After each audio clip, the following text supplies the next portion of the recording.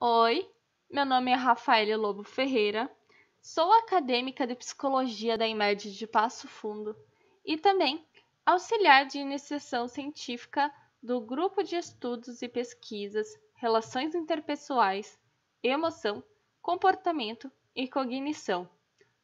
E hoje eu vou apresentar um estudo intitulado Rastreando a presença do transtorno de ansiedade social no contexto acadêmico.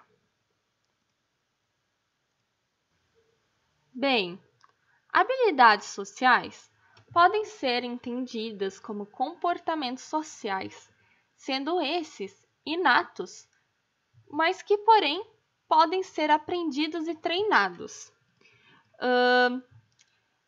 Esses comportamentos contribuem para que as relações e interações sociais ocorram de forma bem-sucedida e elas podem ser compreendidas como ações pelas quais um indivíduo consegue verbalizar opiniões, tomar decisões e resolver problemas de forma adequada ao contexto. Assim, sendo fundamentais no contexto acadêmico, até porque existem diversas classes de habilidades sociais e algumas podem, inclusive, proporcionar um melhor desempenho acadêmico, como falar em público, fazer e responder perguntas, conversar com o professor, trabalhar em grupo, apresentar trabalhos e entre outros exemplos. Já um repertório deficitário de habilidades sociais pode ser considerado um fator de risco, pois ele pode acabar contribuindo para prejuízos e também para o surgimento de transtornos psicológicos, tais como o transtorno de ansiedade social. Assim, um repertório elaborado de habilidades sociais pode ser visto como um fator de proteção, enquanto um repertório deficitário como um fator de risco.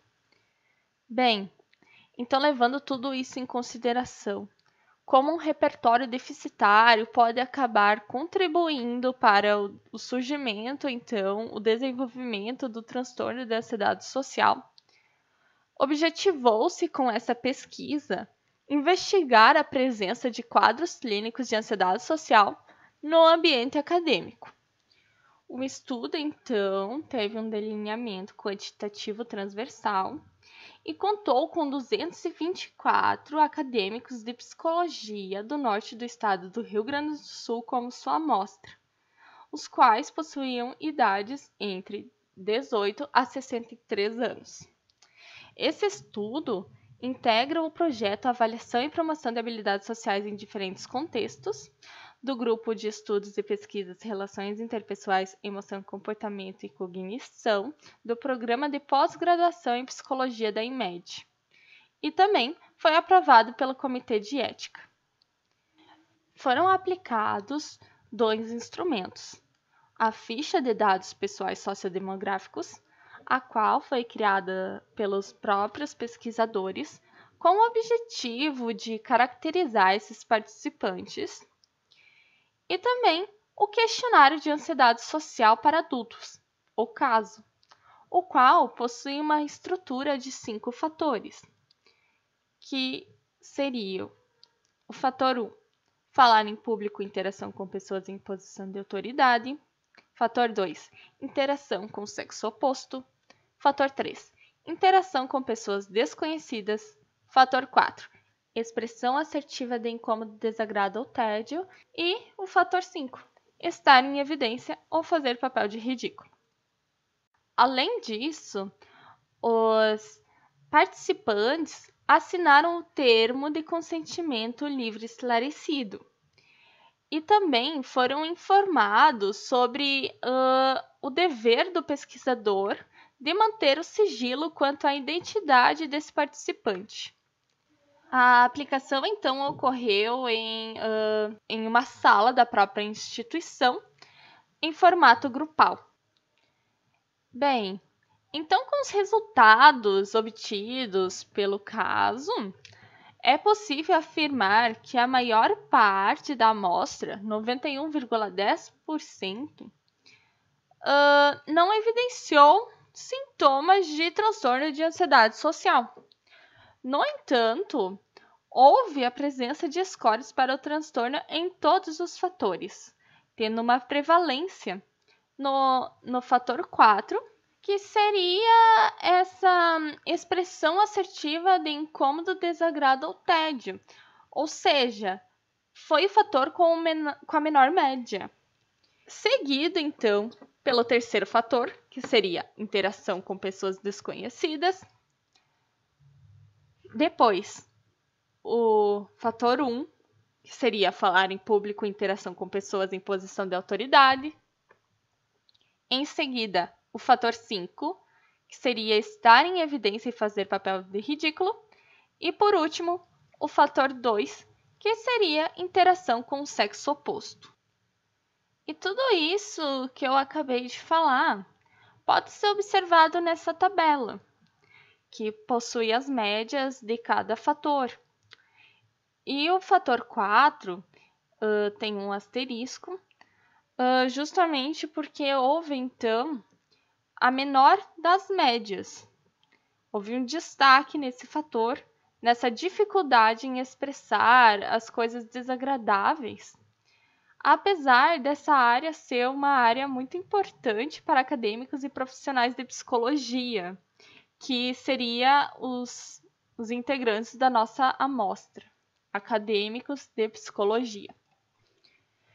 Bem, então, podemos concluir que, apesar da baixa prevalência do transtorno de ansiedade social, afinal, a maior parte da amostra, 91,10%, não evidenciou sintomas para esse transtorno, mas apontou, então, que há comprometimento nas habilidades sociais desses estudantes de psicologia. E um repertório deficitário de habilidades sociais, como eu disse na introdução, gera prejuízos. E como eu falei nos resultados, o fator 4 foi o fator em que a amostra mais apresentou dificuldade. E esse fator refere-se a habilidades muito importantes na área da psicologia. Assim, gerando ainda mais prejuízos por conta da profissão. E, em outras palavras, é possível dizer que, além dos prejuízos nas situações interpessoais, é possível que esses indivíduos tenham prejuízos no desenvolvimento acadêmico e profissional. E esses dados acabam, então, sugerindo a necessidade de intervenções que possam acabar aumentando o repertório de habilidades sociais dos acadêmicos de psicologia. Sendo essas intervenções, então, um treinamento de habilidades sociais. Pois, como eu disse antes, apesar dessas habilidades serem inatas, elas podem ser aprendidas e também treinadas. O estudo, então, apresentou uma limitação, que foi o fato dessa pesquisa ser realizada somente com a região sul do país. Então, sugere-se que novas investigações sejam realizadas com acadêmicos de diferentes estados para comparar os resultados. Bem, então essas foram as referências utilizadas para montar a apresentação. E eu gostaria muito de agradecer pela atenção de todos e quero deixar aqui tanto o meu contato quanto da minha orientadora, que é a coordenadora do grupo de pesquisas responsável por esse estudo apresentado. Então, eu quero agradecer mais uma vez e dizer que fico à disposição para responder qualquer dúvida que vocês apresentem.